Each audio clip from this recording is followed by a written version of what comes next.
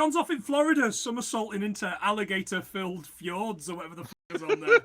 I'm Planty, and today we're staring into the grainy, gruesome abyss of 1978 shockumentary that horrified, baffled censors and delighted rebellious teens. It's Faces of Death. It's a film your mum wouldn't let you watch, but after she'd gone to bed, she was snuggled up on the sofa with your Uncle Derek watching, or at least half watching.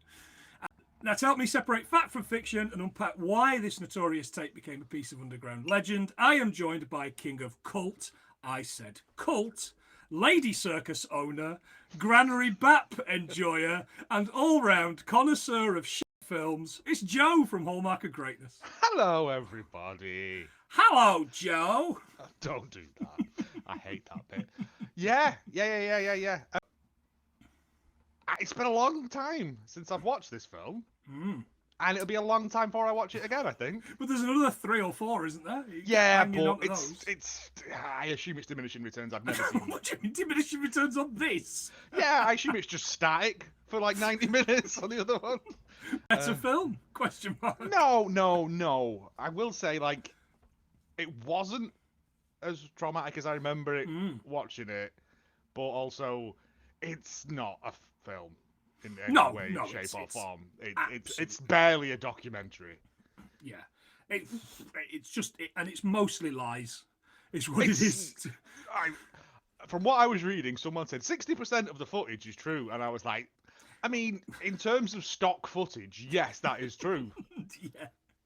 60% of 10% of it is true. 60, but you can just put a load of stock footage of Nazis and people firing guns into the jungle. That's true footage, but it's not, a face of death, which is the thing he keeps going on about as well, which I don't understand what he means by that. But he does say there's so many sirens in this. He says it all the time, like every scene is a different face of death. Yeah, it's not really, is it? So let's get into it. You've already said, Joe, it's not the first time you've watched it. What's your relationship with this? See, I remember hearing about it as a early teenager, but never been. And then I must have been 17 and went with some friends to someone's house to buy some drugs. And it was that kind of good dealer where it was like, stay here with your drugs and use your drugs, and I'll have some of them. So it was like a self-fulfilling. It was a good system for him. Yeah. And he went, oh, have you seen this? And put it on. And I was like, I haven't, but I've heard of it. All right, I've got a strong stomach and stuff. And the thing is, when you're a little bit tooty, the opening bit is rough. Yes. Yeah. Like, and I know it's a deliberate choice to shock you into believing that everything else in this film is real. Because if this is real, then the rest of it must be real. But it's... At the time, I was like, okay, that was a thing I've watched now. The animal cruelty stuff stayed with me more than any of the rest of it. 100%. And then it was kind of always one of those things that was on. It's a very Mono and Kira thing of like, it was just on at parties. What parties did you go to? No, not like all at in the front room, but like in one of the bedrooms or something. There'd be weird people watching this. Like, yeah, that was. Like in Peep Show, it's like the Heart of Darkness in there. Don't go in there. Yeah, it was always like, don't go in that room. Yeah, it was either this or Princess Mononoke. No, it was always that or Rock and Roll High School for some reason. I remember. That's a great party. It's opposite ends of the spectrum. A chicken getting its head lopped off or Dee Dee Ramone in the shower. But yeah, and I until we talked about this. 6 months ago? Longer. I think it's over a year we've been bottoming this out. Even thought of this film since then. Because it's a nothing. There's other things have come along and surpassed it in terms of shock or whatever. But I get why it was so... Because the way it's presented is so matter of fact and and there's no glamorizing any of it. It's just so here's that happens in the world. Oh yeah. But I mean, some of it, but so I can see why during the video nasties of the 80s and all that, it was just lumped in with them. But if you actually watch it, it's a lot of it is very comical. Yeah. Hilariously so. It is very funny. There's bits where it's so tone deaf. It's unbelievable. Oh yeah. I mean, if you skip the first 20 minutes of all the animal stuff, the rest of it is fairly hilarious. Yeah, well, maybe if you skip the Holocaust stuff. Well, yeah, obviously as well. That like the middle section is funny. Yeah, yeah, absolutely. And then the last bit is hilarious because they clearly ran out of steam. I titled it ADR the movie. Well, again, it's a series of vignettes, isn't it? It's an early precursor to that sort of VHS, V/H/S sort of horror film that is. I like the VHS films because, you know, if you don't like this one, the next one will be along in a minute. Yeah, absolutely. Yeah. Who doesn't love those? I mean, again, they're diminishing returns. Oh, they're well dropped down. The first couple, like almost Ratmar, entirely I still think about Ratmar a lot. I still think about that evil pixie woman that in the hotel and rips them apart. Yeah. All the scratchy digital things. Like I said, it's kind of that. It's presented as a matter of fact documentary of this guy who is apparently a surgeon, but operates out of like a Victorian library while wearing a full suit underneath his doctor's gear as well. He was like the narrator out of the Rocky Horror Picture Show. Yeah, to be fair. And it's the premise is that because he's a surgeon or something, he has become obsessed with like the soul leaving the body. Dr. Francis B. Gross, who claims he's compiled footage for quote-unquote research. Show us the gross half of your face. Before we go any further into it, if you've not seen it and you only know the reputation, it's a fake documentary film released in 1978 and directed by John Allen Schwartz under the alias Conan LeClaire. I mean, these are all tremendous made-up male stripper names, aren't they? It's where all the money's gone. And it's death-related clips, captures from real-life incidents, and it all presented as true. Yeah, it marks itself as documentary, but most of it is scripted and staged and ADR'd and so much. Maybe, right, Joe? I'm gonna proposition this that maybe if you watch this in 1978 with no internet and no idea about it other than banned in 46 countries and all that on a VHS. Or maybe in 420p, like we probably watched it. No. But garbage looking thing, you might have believed some of this stuff. I mean, as a very stoned 17-year-old, I was like, crap, that guy with the alligator got what was coming to him, didn't he? I'd seen the alligator guy, the house shooting, which I know we'll come back to, the chilled monkey brains. I'd seen all of that on VHS at one of my mates' houses. Yeah. But I don't remember any of the other stuff. Maybe we just watched that 'cause it's the best bit.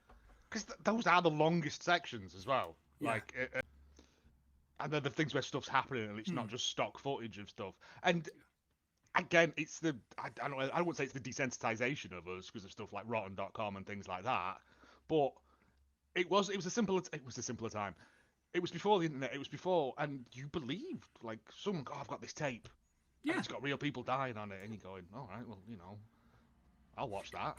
It was The Ring before The Ring, is what it was. But all of those sort of things, it was lumped in with Driller Killer and all that sort of stuff. And you know, there was actually a list, wasn't there? There's a very good show I remember on TV a while back that was like someone trying to collect all of those VHSs of stuff that was banned. I know a guy down the road who's got a podcast and talks about his collection. He's got nearly all of them. He's got nearly every single one that was banned under the Indecent Publication Act. Well, there we go. Okay. Yeah. But yeah, and I think generally that's what it was. And people were, I don't want to say more gullible, but more inclined to believe that. Because it is presented in this, like I said, in this documentary, pseudo-documentary fashion. Yeah. So who am I to question that? Now, you know, as an adult, I'm a lot more... I'd say a lot more, but yeah, you're more, and again, and like looking at it through the version I had, it's on the Internet Archive, the version I watched. Oh right, okay. And it's fairly good resolution, and it doesn't help it. No. Again, the stock stuff, yeah, fine, whatever, but the stuff that has clearly been filmed, by very, very hungover actors. Lads that are being paid in breakfast. That does not stand up at all, and if anything, it's kind of cute that this was banned. It's the same as like Cannibal Holocaust, where they had to prove that like that lass didn't die and stuff. And you go, how did you watch this and go, yeah, that really happened? Because it's so laughably not real. Yeah, of course. But again, I guess if you're looking at it with 1978 eyes, Oh yeah, you don't know. You don't know what you don't know. Apparently, they claimed it was banned in 46 countries, but there's no kind of detail fully for every country by country as to who banned it. It was banned in New Zealand, present, Australia, Norway, no, really. And as you said, Video Nasty in the UK under the 1959 Obscene Publication Act. So it was on there with I Spit on Your Grave, The Evil Dead, which is a massive joke. You think about it now. I Spit on Your Grave is pretty grim. But Bay of Blood, you know. Yeah, I Spit on Your Grave is still a rough watch. But yeah, I guess it was just, I don't know, like the Mary Whitehousiness of it all. And it's like, we must protect the youth from this filth. And I get it. And there's nobody in 2025 looking and going, oh, this is really scary, this is horrible. Although I probably wouldn't show it to my 6-year-old nephew. No, and I wouldn't show it to a classroom full of school children like someone in America did and got sued to Bilia. I was reading. But again, there's worse things out there now in the mainstream. So those Terrifier films have worse stuff in them than this. And I know it's not presented less story. That's saying something. And I know it's not presented as real, but it's I find the the lopping off of arms and legs by a maniacal clown more upsetting than a load of lads mucking about with a cauliflower covered in tomato ketchup.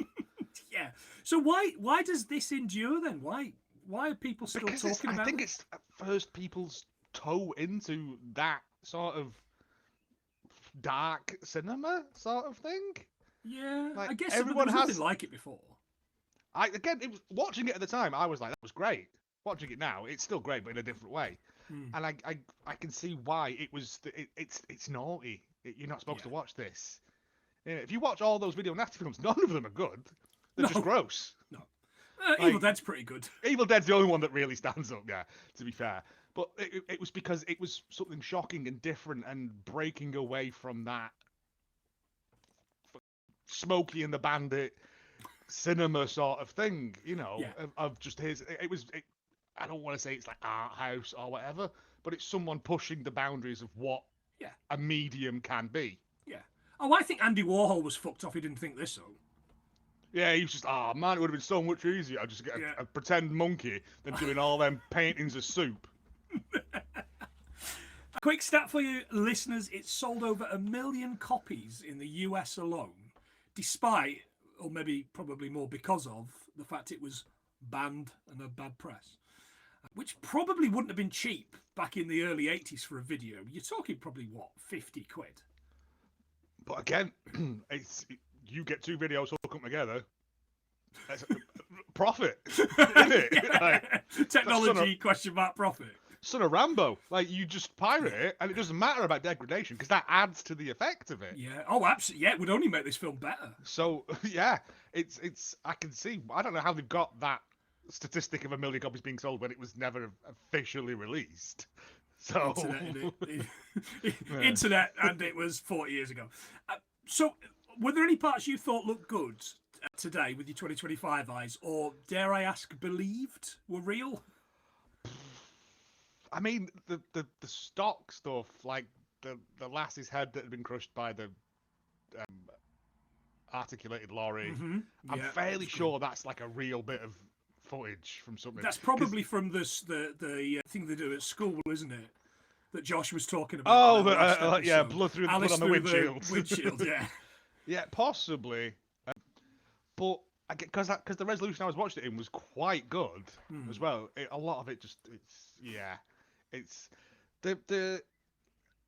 the autopsy stuff looks good. Yeah. Like the opening bit of them cutting that body up, I was like, hey, this morning.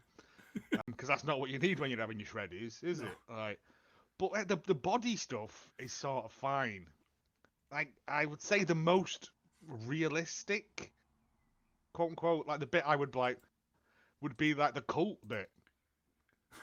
It didn't half go on though, didn't it? It did half go on, but we got some boobies in it. So yeah, and they cut him open and cut his heart out with a spoon, dear cousin.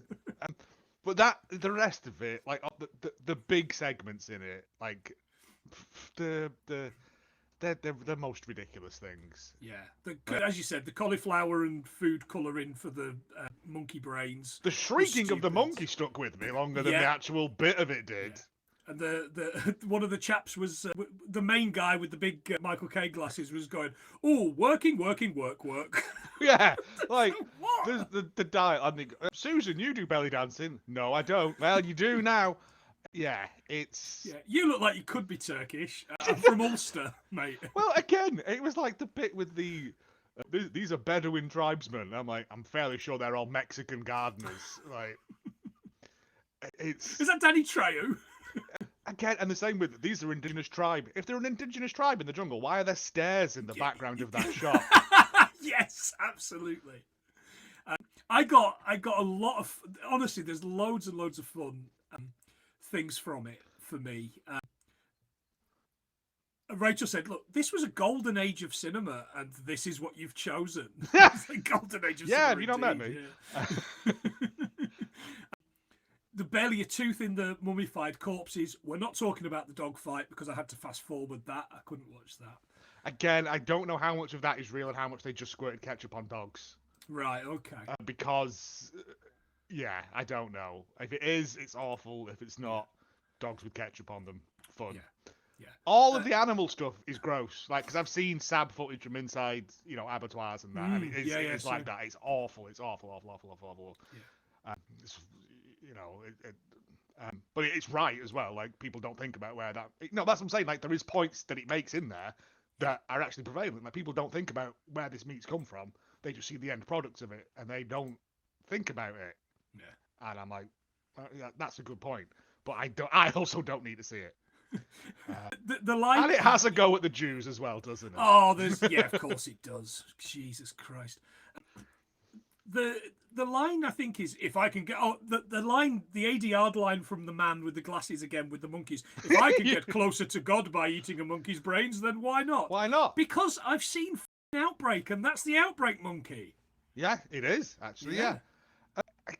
I mean, yeah, it clearly it's shot very well. I will say, like. And if you weren't paying attention, or you were a bit drunk or whatever, you'd be, well, they've just killed a monkey there. Yeah.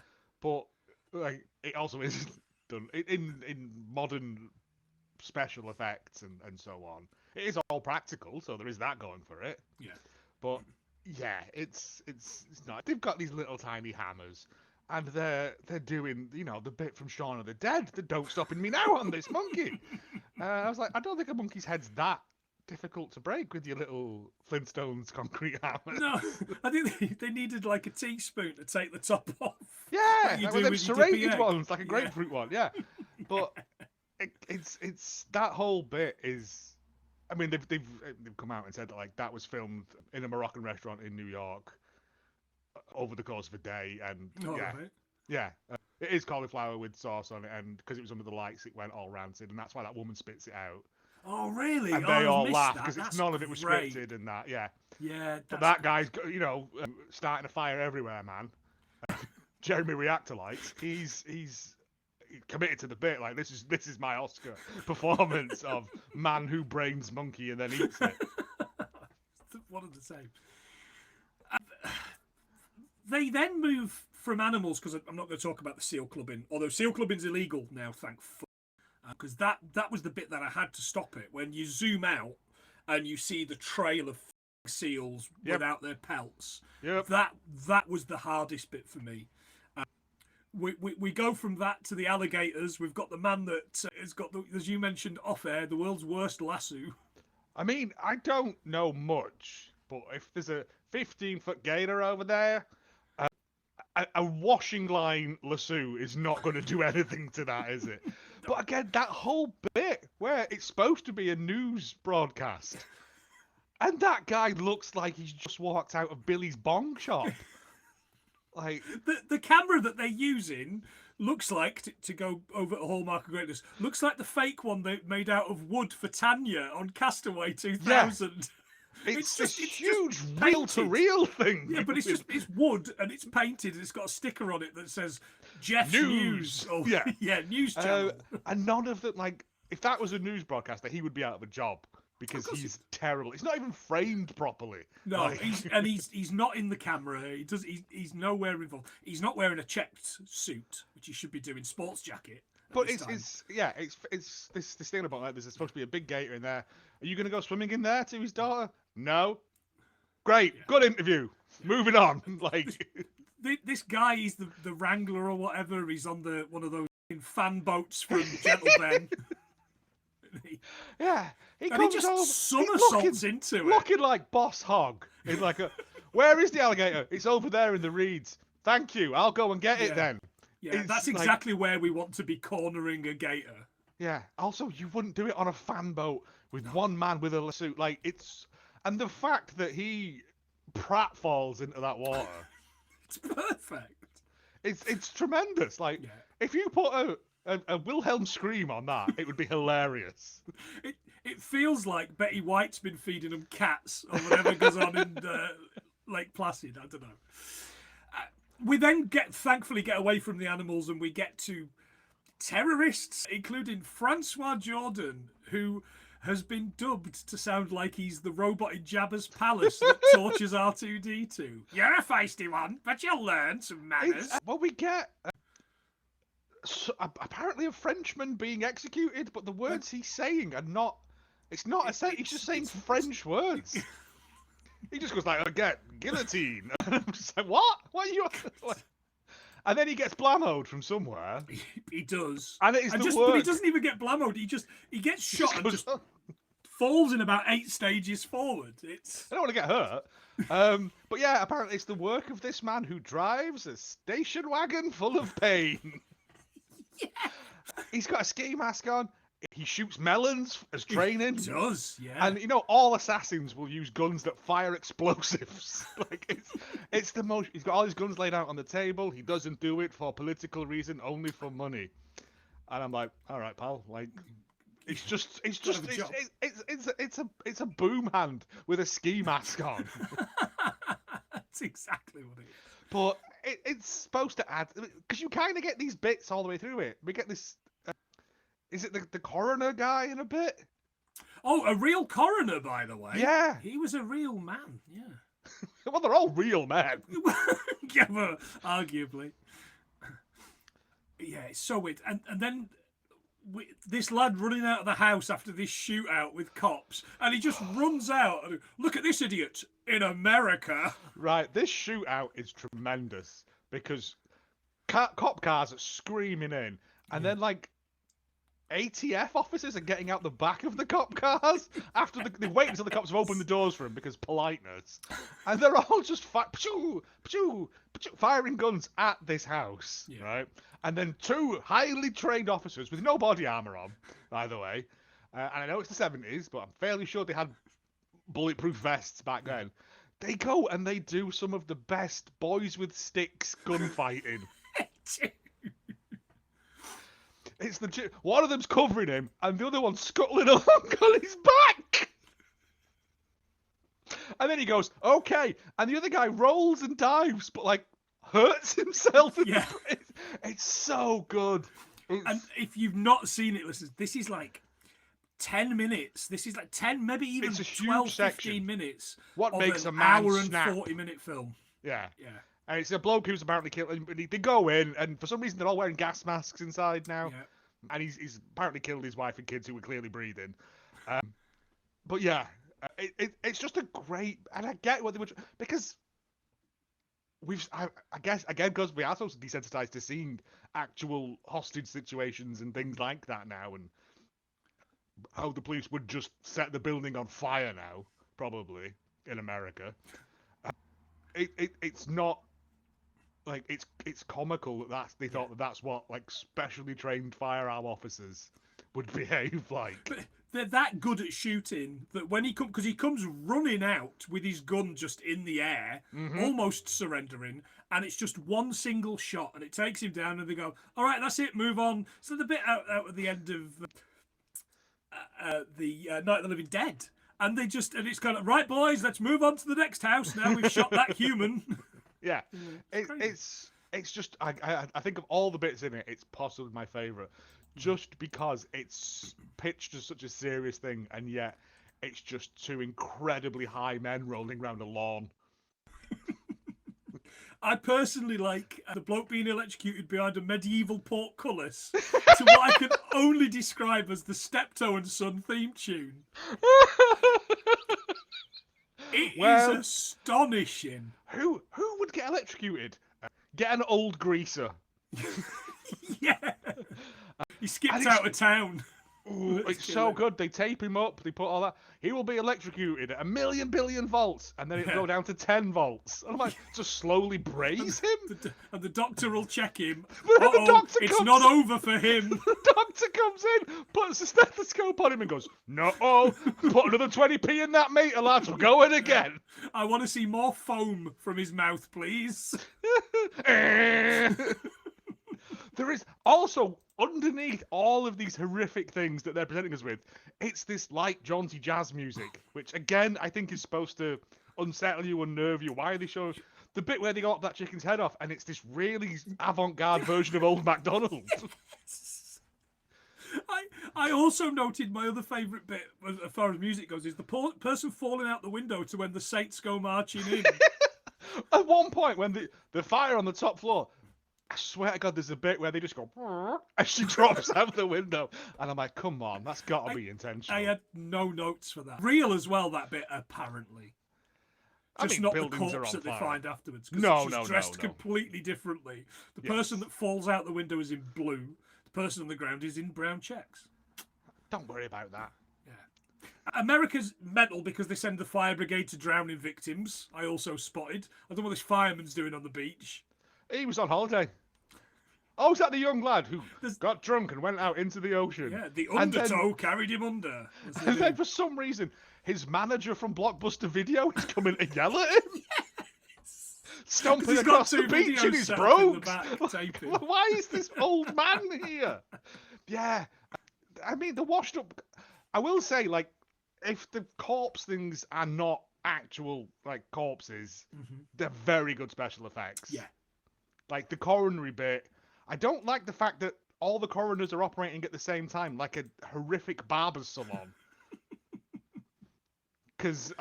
But then one woman's just poking the face with a pair of tweezers at one point, so I don't think they were real coroners. No, I've got a funny feeling that they weren't. The man on fire that shows the nuclear warhead makers. I like that. I mean, we're a big fan of blokes on fire. Absolutely, absolutely. It's good because you can see all the protective gel on his arms. Bob Carroll G's died from spelunking. Which is right. I have issues with this because they say 2 children wandered into the cave. Yes! And is it that cave from that M. Night Shyamalan film? Because he looks like Murderface from Death Clock, like this lad. I thought it was Paul Kersey. And again, it's just like, here we have the old man. It's just like 2 spelunking guys bored. Oh, another one's dead. And this poor fool. And again, the point is that don't go into dangerous areas. But also, it's the human condition of, yeah, I'm going to go into dangerous because I'm an idiot. Yeah. But that section is 2 minutes of looking at a man with ketchup on his head. Yeah. And like 10 minutes of them slowly, like, carabinering down a wall. Yeah. And then he moves his head for them when they're when they're making sure he makes sure he gets his head in shot. It's very good. So, last question for me is: should people watch Faces of Death today? If you've got a strong stomach and you don't mind it, watch it all. If you don't, skip the first sort of 20 minutes where it's all the animal stuff because it is gross and it's awful and But the rest of it is.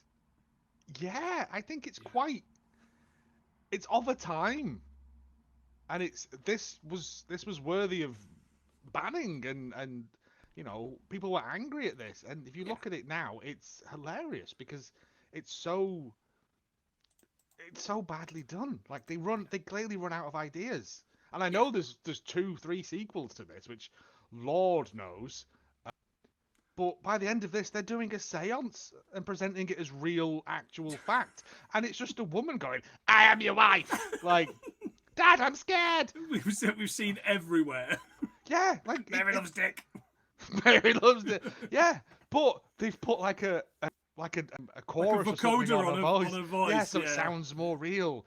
And I'm like, you've got nothing here to finish this. Like, you finish strong, lad. Put the skydiving lad in or something. To finish it off with. Not send him back up well. And reverse the tape and then get into whoop, whoop, kind of thing. Yeah, it's cinematic equivalent of like a tape out of a cursed film, isn't it? You know, you can watch it, but don't say we didn't warn you, kind of thing. You might watch it and it might have a deep, profound effect on you. Yeah, but it's 90% not real. Yeah, and do enjoy the last shot of the film of the woman giving birth, and then the entirety of her taking that child around the woods and down the beach and Bambi. Some guy spent a long time filming that deer because they keep cutting to that a lot. But it does have profound things in it. It talks about war and it's like man's inhumanity to man and all this sort of stuff. Yeah. And there's these shots of you know the destruction we've wrought up on the planet. Yeah. And I was like, oh, this is quite profound and quite, you know, it's not just the death of humans, it's the death of us all, sort of thing. And then it's like a guy going, "Jesus is a friend of mine," over the top. And I'm like, oh, you've ruined it. While he's holding a snake to his neck. Yeah. The snake people I loved as well. Like, because I was just like, again, I know that's real. Like, snake handling is a real religion and it's the speaking in tongues and all that sort of jazz. But they all look kind of ashamed to be there. Yeah, and one girl's snake is not real because it's wibbling about all over the place. It's a training snake until you've done your first baptism or whatever. At your first communion. But no, that woman gives birth very easily as well. Like she was just passing a difficult Todd. Yeah. Lucky girl. Well, I don't know. Maybe. But it's a curiosity. Absolutely. I'll say that. It's a cinematic curiosity. It's nowhere near as gross as like the Terrifier films or that Serbian film or anything like that, which are just gross for the sake of gross. I can't. I watched one of the Terrifiers. I've never watched a Serbian film because it holds no interest for me. No, I won't watch it. I don't care for it. No, I'm not a prude. You know, I like horror. I like body horror. I like gore and stuff like that. But this isn't that. No. And I get it. At the time it was. But everything's got better and if they made it now, which apparently there is supposed to be some sort of remake or reboot of it. It's got people in it, hasn't it? It's actual actors. Which again, if it's like a VHS sort of thing, fair enough. Yeah. If they're just using the name, why not? You know. Yeah, give this bloke 20 quid. And a rubber snake. He died. Oh well. Did he fall in with an alligator? No, he fell into an upturned fan. It was the whole Rube Goldberg machine of Final Destination nonsense that killed him. No, I believe when he was diagnosed with cancer and he came out and did an interview where he said this was fake, and like told everyone what was real and what was not in the film. But again, even that's still a work though, because it's just still selling his myth on. Of Alan Eclair or whatever he was called. But yeah, if it's on the Internet Archive for free.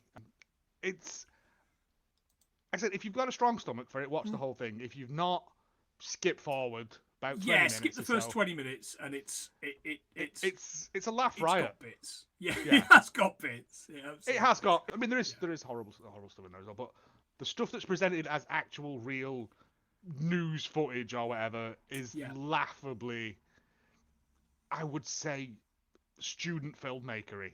Yeah. Like Roger Corman would go, come on, we can do better. No, have some money. Yeah. Famously never said. Joe, thank you so much for taking this trip through the internet time machine to what is nothing short of the strangest curio that we've ever done. And we did the Master of Disguise on this show, me and John. So this is yeah, something. you did, yeah. So yeah, Joe, tell us where people can get you and what, because we have done on Hallmark, we have done films adjacent to this stuff. Oh yeah. Me and Mark and James do Hallmark of Greatness. We have been doing for the past 3 months the Castaway 2000, the early BBC reality show sort of thing. But if you go further back than that, there is other TV stuff. Then further back than that, there is like low budget B movie things, and then right back in the beginning times, there was actually Hallmark films. If you remember that far back, someone has been going through, listening to the Castaway ones, and then randomly picking episodes here and there. Oh right, wow. Someone in I think like someone in America, because we've been getting weird amounts of them, and weirdly the Netherlands. I mean, it can only be one reason. But yeah, so it's a Hallmark of Greatness, wherever you listen to podcasts and that. There's also a wrestling one called Damn It Bacon, if you like not wrestling and more just bits about like seances and electrical goods. Electrical goods, and I think I've got an advert for a theme park tomorrow that I've made up. Oh right, okay. If I can get it finished, which I don't know, but yeah, it's them's that. Go listen. To be fair, the Castaway stuff is some of the stuff I'm most proud of in the entire time we've done this. Because it's the best. It's some of the best podcasting I've ever done. Because it's a wild show that on the surface is people living on an island, but as soon as you scratch that surface, it's insane how much cocaine was going around TV production in the early 2000s. And 25 years on, it's had a profound effect on us, I think. I really do. Yeah. Which is weird. So much so, listeners, if you don't listen to Hallmark Goes, the book lives on this desk so that I can walk through the book when we record. So yeah, get on that, because that's some of my, as Joe said, some of our favourite stuff that we've ever done, together or apart. Don't tell John. I would have John on, but he would have to watch it, and that's not going to happen, is it? Indeed. Once again, Joe, thanks so much for your time. Thank you. Listeners, we'll be back next week, probably actually with some 100 things, if I can manage to get John over his, over, I don't know, whatever illnesses you get in Canada. Poutine-itis. He is going to be poutined up the Poutina. I don't know. Maples. Like measles, but no. Great Maples. Miss Maples. Anyway, that's been a lot of fun. So thank you so much for your time. Joe, thanks again. And listeners, Anytime. See you again soon. And your faces of death.